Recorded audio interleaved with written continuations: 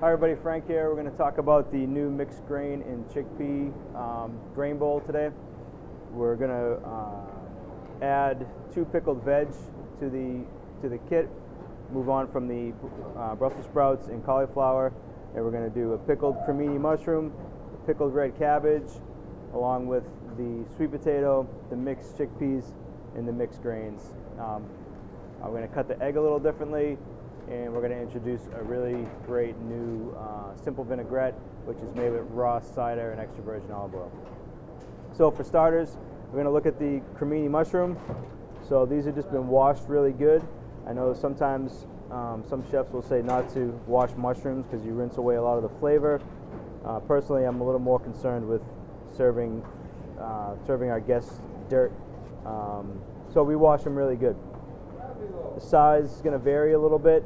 You see we have smaller ones and bigger ones. Ultimately what we're looking for is a bite-sized piece, maybe around the size of a quarter. So this cremini, maybe we're just going to cut in half. This guy we're going to need to take down much further.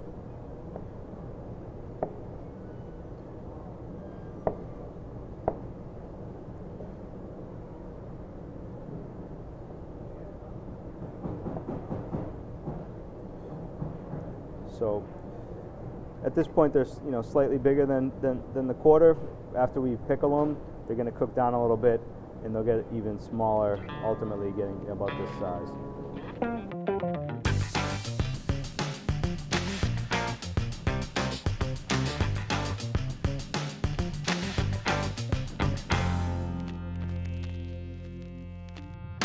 Okay, so mushrooms are all cut and clean.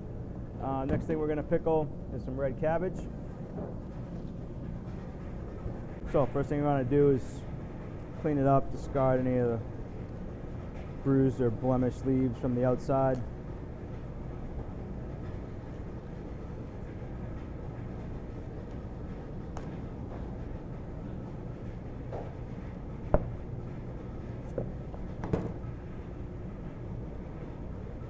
Quarter it through the core.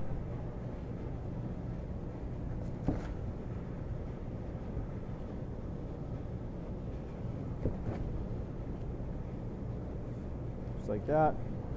And take the cores out.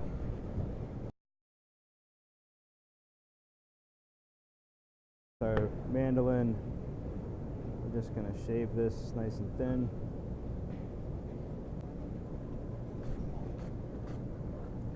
Just like so. So this mandolin's all the way open right now, and that's what we're looking for.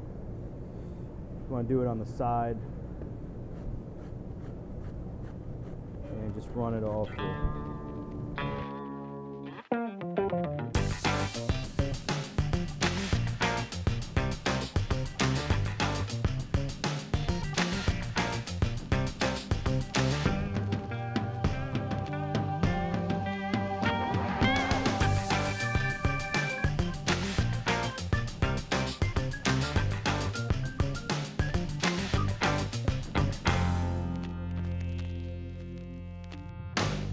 Okay, so that's all shredded, good to go.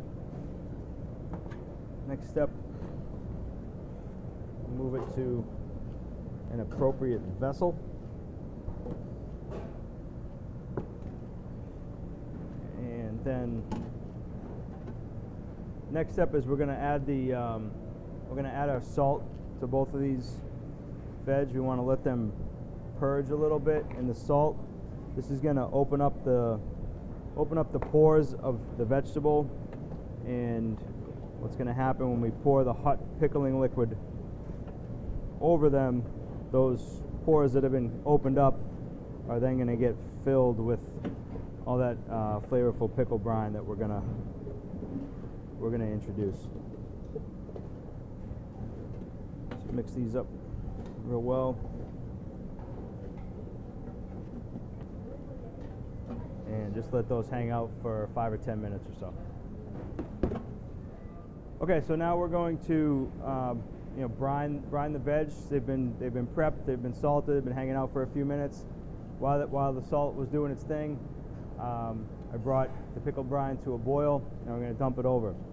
Where you can find this stuff, in the recipe book, we're going to create a tab that's just pickled veg. In that tab, there'll be a ratio for the pickled daikon, a ratio for 1 case of cremini mushroom, and a ratio for cabbage to brine. So that way you guys can just, weigh out what you need and go ahead with your pickle. It is important on both of these though to heat the brine. All right, it's not a cold brine pickle. You need to bring it to a boil, pour it over the veg while it's still warm, and then let it cool that way.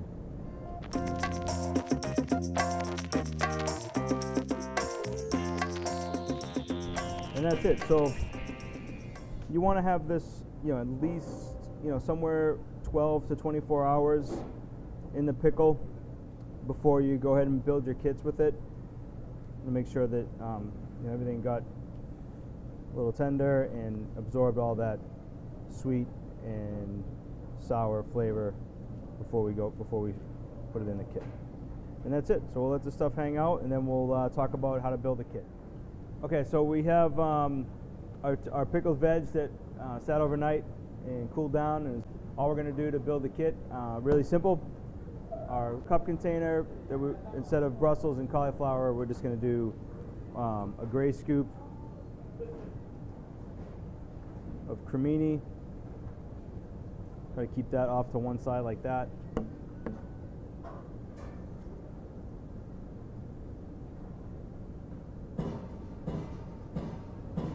Gray scoop of pickled cabbage. Probably a good idea to maybe drain this off before we start portioning. And that's it. I'll go on the same mise as our current chickpeas, the lid, and this is our new kit. One other small change for the back of the house. We're going to peel the eggs. We're not going to slice the egg anymore. We're going to cut it in half. I'm going to leave it up to you guys, depending on how fast you're going through them. If you want to cut them in half and leave them on the sandwich station like that, or just peel them. Maybe in some of the slower bakeries, it might make more sense just to have the sandwich staff cut them in half to order. Reason being, I think they're gonna last. We're gonna get the most shelf life out of the egg if we keep it intact.